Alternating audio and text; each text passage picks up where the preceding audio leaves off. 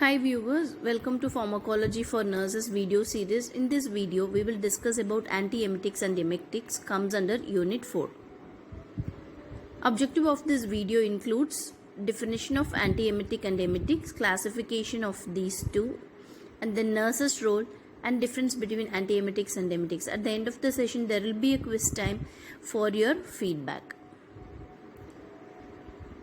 Before moving on to the drugs, we will discuss about what is the mechanism of vomiting.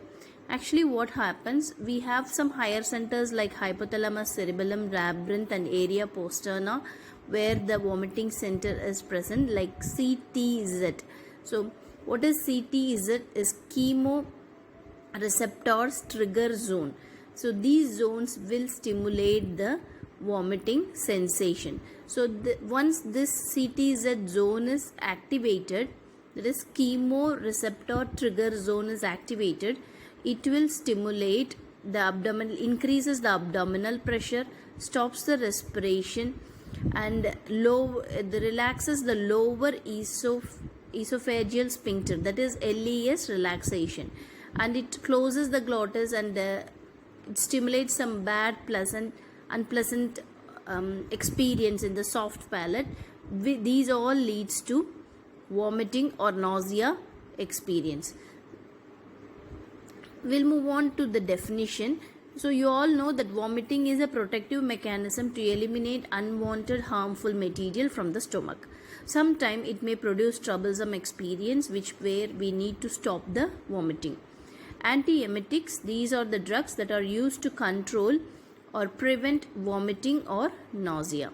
So the drugs which are used to control or prevent vomiting or nausea, we say it as antiemetics.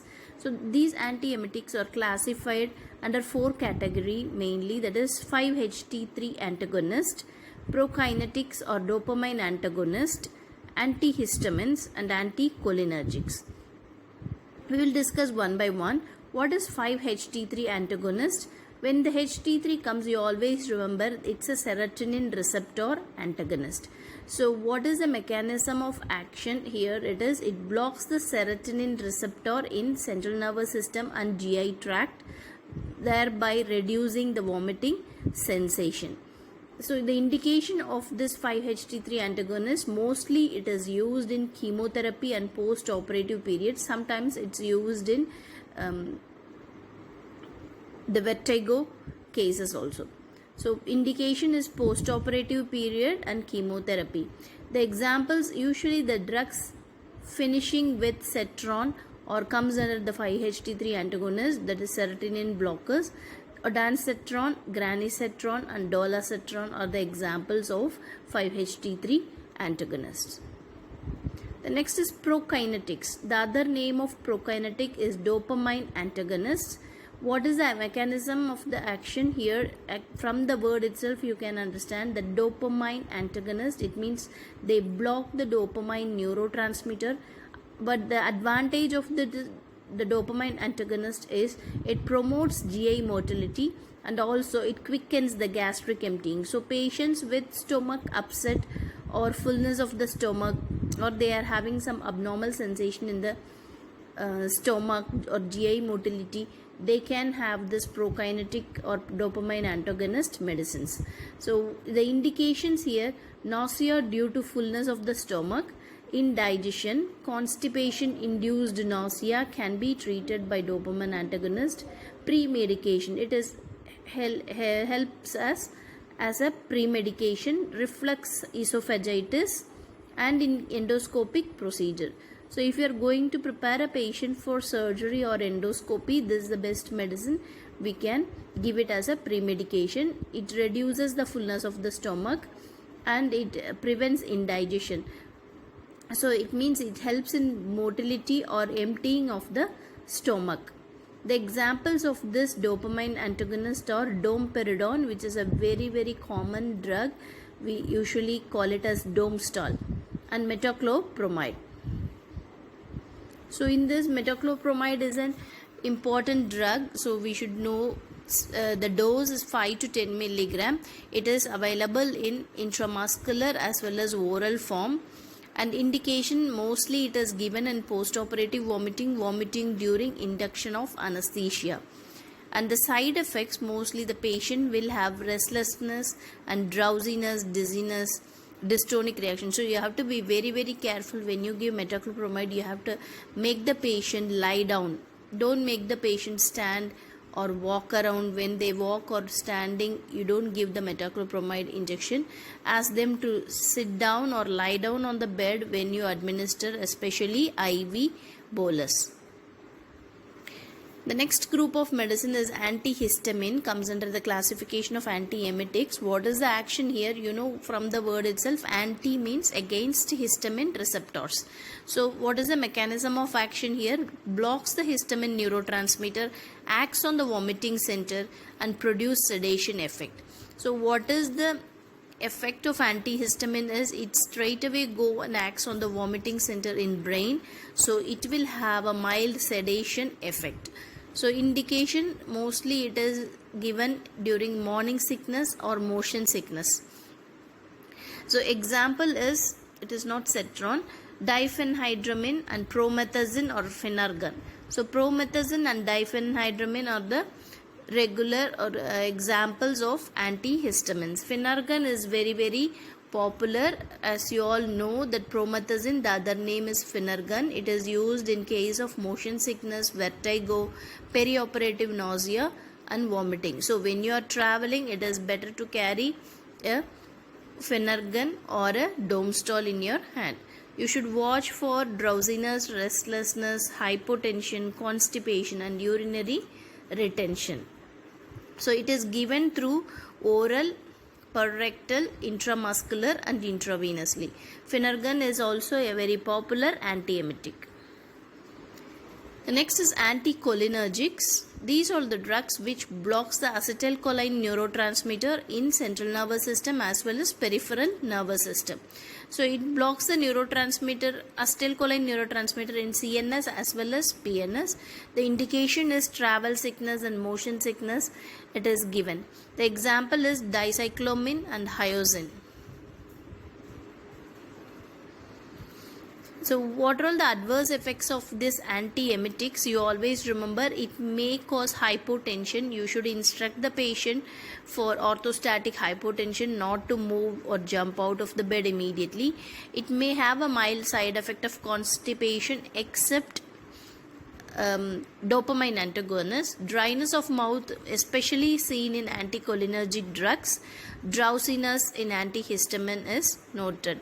So most of the antiemetics will cause drowsiness because it acts on the vomiting center which is in the brain. So it is better to advise the patient to be careful when they take any kind of antiemetics. Next we will move on to the set of drugs called emetics.